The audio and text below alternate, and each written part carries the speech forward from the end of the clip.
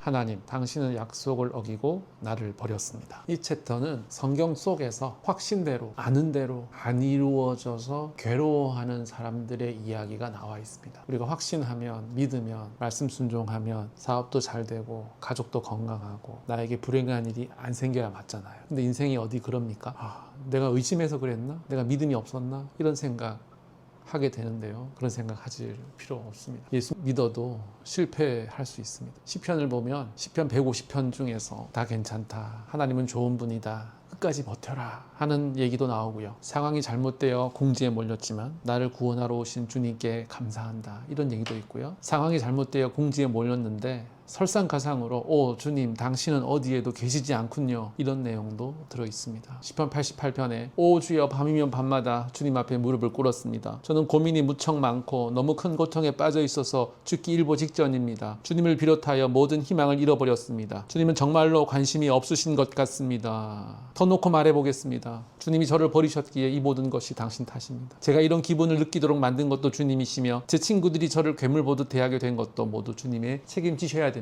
이런 시편도 있다는 거예요. 근데 그것에 대해서 하나님은 뭐라고 평가하느냐? 야, 너 너무 믿음 없다, 왜 그렇게 불평하냐? 그렇게 말하지 않고 오케이, 괜찮아, 이렇게 얘기하신다는 거예요. 우리의 이해되지 않는 상황에 대해서 우리가 불평하고 하나님을 의심하는 것, 문제 있는 행동이 아니라 그게 문제 없는, 그게 하나님을 신뢰하는 행동이라는 것입니다. 하나님이 당신에게 무관심하다거나 무감각하시거나 멀리 계신 것처럼 느끼는 감정은 절대 판단하지도 부끄러워하지도 비난하지도 않으십니다. 예수님도 하나님께 이런 말을 했어요. 내 하나님이여, 내 하나님이여, 어찌하여 나를 버리셨나이까? 이건요, 신을 믿지 않는 순간이 아니고 무언가 잘못됐습니다 라고 하나님과 소통하는 거예요. 우리 살아가면서 이런 말 나올 때가 많이 있잖아요. 그냥 그런 말 해도 됩니다. 그게 하나님을 향한 나의 믿음 없음이 아닙니다. 그냥 인생은 그런 것이고 그렇게 해도 아무 문제 없습니다. 대부분의 사람들은 대부분의 시간을 시편 88편처럼 살아간다. 우리의 영적 발판이 무너져 하나님이나 다른 많은 것들을 더 이상 확신하지 못하는 상태로 말이다. 우리가 안다고 생각했던 것들, 우리가 확신하고 의지할 수 있다고 생각했던 것들이 하나도 확실하지 않다는 사실이 드러난다. 그러면 우리는 하나님께 주먹을 휘두를 뿐이다. 아무 문제 없습니다. 그렇게 해도 됩니다. 시편 89편에도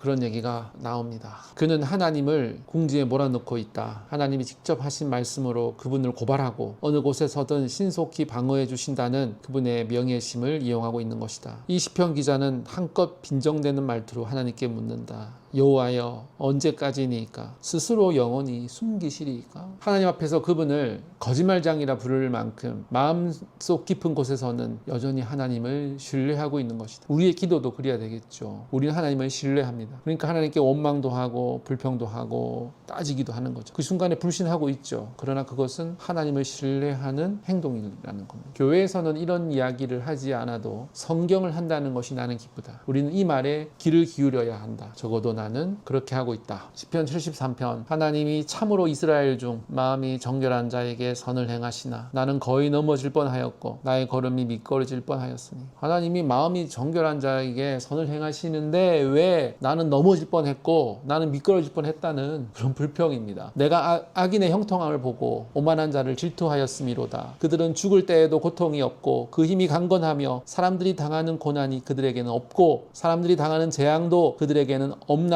악인의 형통함을 보고 있지 않습니까? 악인의 형통함, 악인이 잘 사는 게 세상입니다. 의인이 굶어 죽는 게 세상입니다. 이 세상은 하나님이 말씀하신 대로 돌아가지 않는다. 착한 사람들에게 좋은 일이 생긴다는 생각은 성경에 나올 법한 근사한 말이지만 현실은 하나님이 반드시 그렇게 하시리라고 확신하는 우리 생각을 방해하곤 한다. 믿음의 사람들이 자신들이 믿는 하나님이 어떤 존재인지를 두고 벌이는 내면의 대화이자 언쟁이란 사실을 우리 앞에 펼쳐놓는다.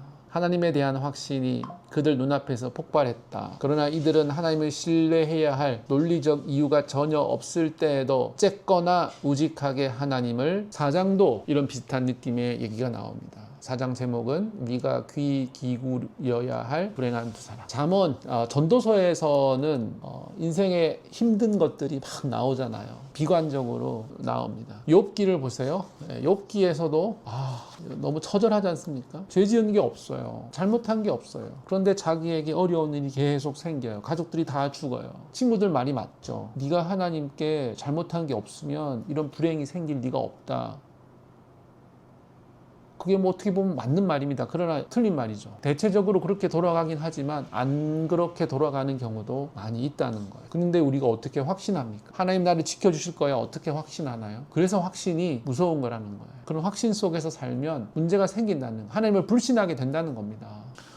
내 아들아, 또 이것들로부터 경계를 받으라. 많은 책들이 짓는 것은 끝이 없고 많이 공부하는 것은 몸을 피곤하게 하느니라. 일의 결국을 다 들었으니 하나님을 경외하고 그의 명령을 지킬지어다. 이것이 모든 사람의 본분이니라. 책을 읽지 말라고 얘기하는 것이 아닙니다. 그 말은 강박에 빠져 모든 일을 다 잘 해내려고 하면 영적, 정서적으로 소진된다는 뜻입니다. 그러니 그만두라는 것입니다. 더 이상 아무 말도 말자. 심지어 이 모든 하나님의 일이 무익하고 무의미하다는 믿음조차도 그 사실을 바꿀 수 없다. 인생은 부조리하고 저 반대편에서 우리를 기다리는 것이 죽음뿐일 때라도 말이다. 그럼에도 불구하고 그럴 이유가 없을 때에도 하나님을 계속 신뢰하기란 어려운 일이다. 그러나 그것이 전도서에 나오는 심오한 믿음의 역설이다. 불신과 환멸이 아무리 깊어도 어쨌거나 하나님을 신뢰하며 나아가야 한다. 세상이 어떻게 돌아가는지에 대해 안다고 생각했던 모든 것이 당신에게서 떨어져 나갈 때, 확신이 수증기처럼 사라질 때 전도서는 우리에게 믿음의 모습을 그려준다. 전도서는 내가 믿는 것이 무엇인지 알아야 한다고 말하지 않는다. 오히려 내가 무엇을 믿는지 알지 못할 때라도, 온 세상이 부조리할 때라도 하나님을 신뢰하라고 말한다.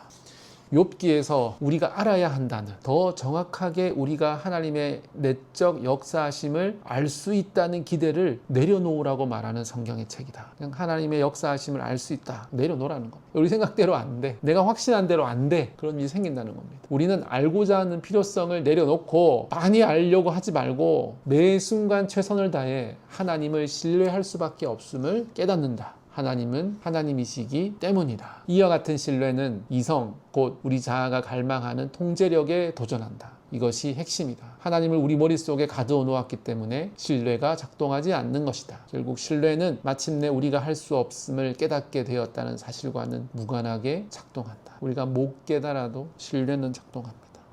하나님을 신뢰하시는 웨이즈 가족 되시기 바랍니다.